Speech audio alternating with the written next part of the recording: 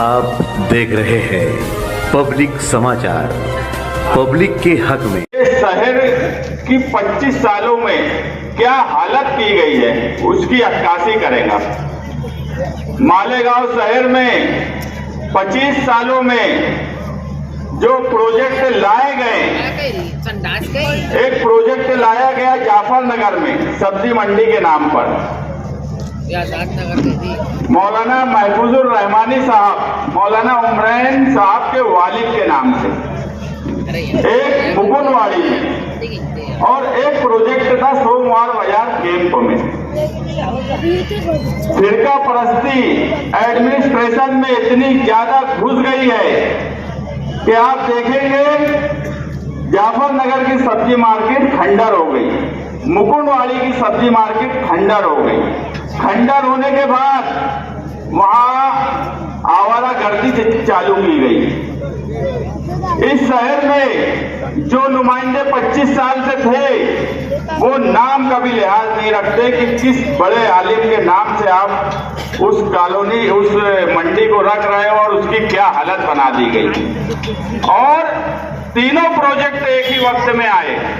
सोमवार बाजार का प्रोजेक्ट कैसे कामयाब हो गया, इसकी वजह यह है कि यहाँ के लीडरान सिर्फ ठेकेदारी करना इनका मकसद है, इसके अलावा कोई मकसद नहीं है। और एडमिनिस्ट्रेशन को काबू में रखना इनको आता ही नहीं है। ना माजी एमएलए को और जो मौजूदा एमएलए हैं उन्हें तो कुछ समझता ही नहीं है।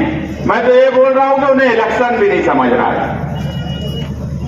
एडमिनिस्ट्रेशन को किस तरह से संभाला जाए, आपकी जो नुमाइंदा है वो MBA है, मास्टर बिजनेस एडमिनिस्ट्रेशन।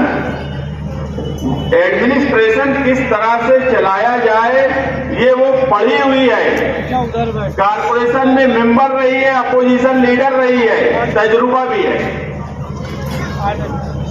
पॉलिटिक्स से ग्रेजुएशन की है।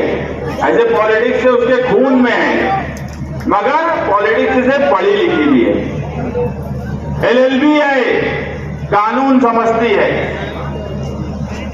जिन लोगों पर गोली चली और गोली चलने के नाम पर जो मौजूदा MLA के साथ गए, जिन लोगों ने गोलियां चलाई थी, 2 महीने में उनकी जमानत हो गई। 2 महीने में मौजूदा MLA की ये ताकत है।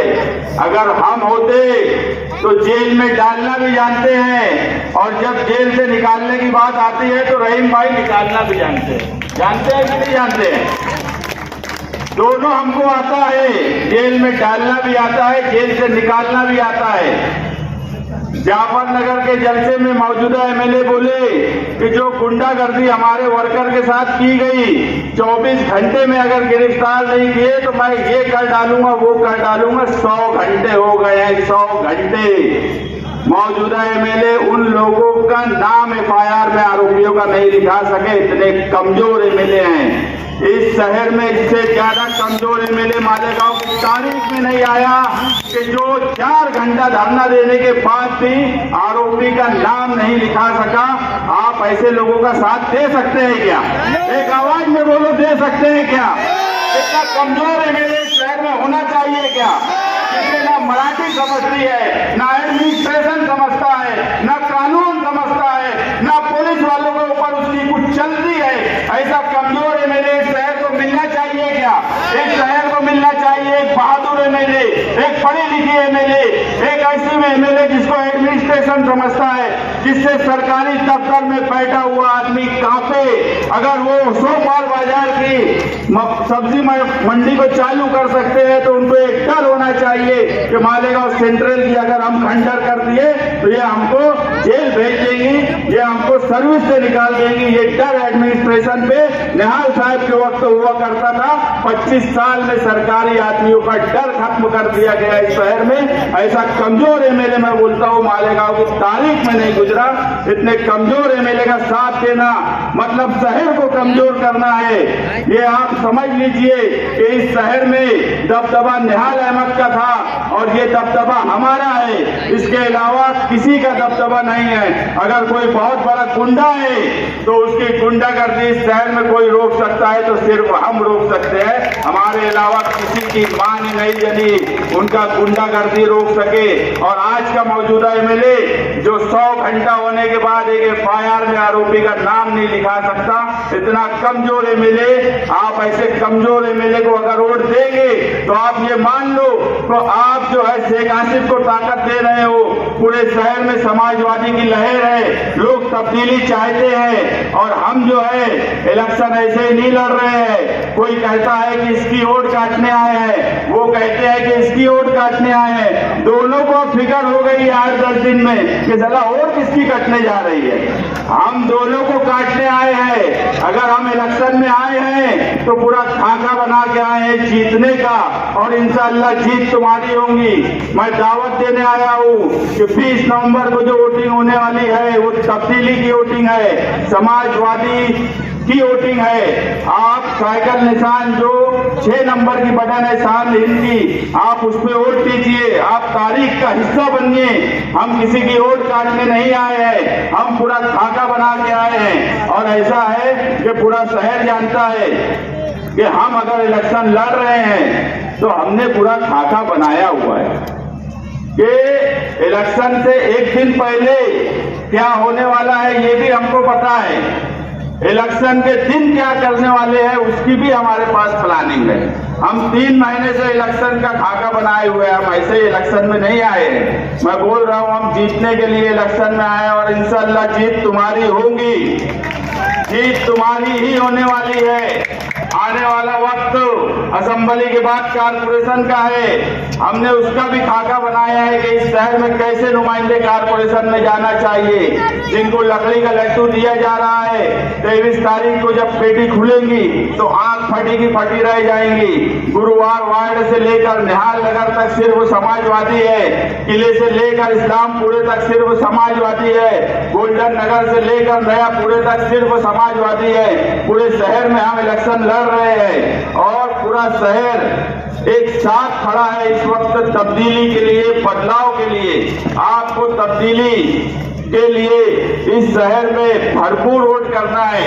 आप अगर यहाँ हजारों की तादाद में जलसों में आ रहे हैं और जाने के बाद आप अगर लोगों को नहीं समझा रहे हैं तो हम यही मानेंगे कि हम इलेक्शन नहीं लड़ पा रहे हैं। हम जो कर सकते हैं, यहाँ बैठे हुए जिम्मेदारान, यहाँ हमारे नूरुल हक साबरी साहब भी बैठे हैं जो अपनी कई तंजीमों के साथ हिमायत की है और तंजीमों के साथ कोशिश कर रहे हैं। अगर ये लोग कोशिश कर रहे हैं तो इस शहर के हालात देखकर कर रहे हैं, इस शहर में तब्दीली के लिए कर रहे हैं। तो सामने बैठा हुआ आदमी, आखिरी खड़ा हुआ आदमी, उसकी भी ये जिम्मेदारी है कि जलसे से जाने के बाद वो लोगों को कन्विंस करे, लोगों की राय अम्मा बनाए कि तब्दीली क्यों जरूरी है। घर में अगर मेरी माए बहनें हैं तो उन्हें समझाएं कि एक औरत को वोट देना क्यों जरूरी है, क्योंकि ये औरत मर्दों पर भारी है।